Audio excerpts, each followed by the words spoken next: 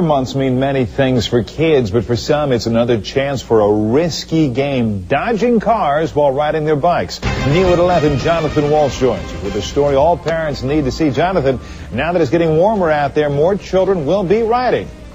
Well, that's true, Jerry, and more teens are telling us that kids are purposefully going in and out of traffic, oncoming traffic, as cars are speeding by. They've even named this game after a longtime video game, but this is truly no game.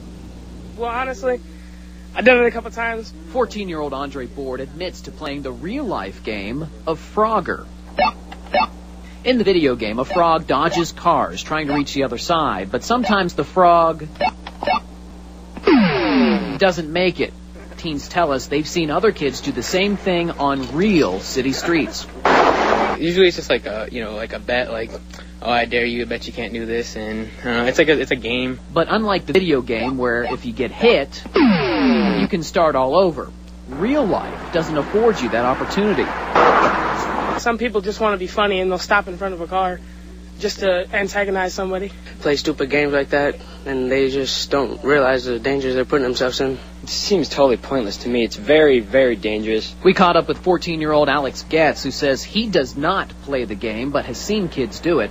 Getz says he normally rides on the side streets, which can be dicey on their own. If you got to pull up on the sidewalk or whatever, go slow down. But when there's really fast traffic going by and stuff, that's going to be really dangerous. Teens tell us parents need to talk to their kids about this risky game.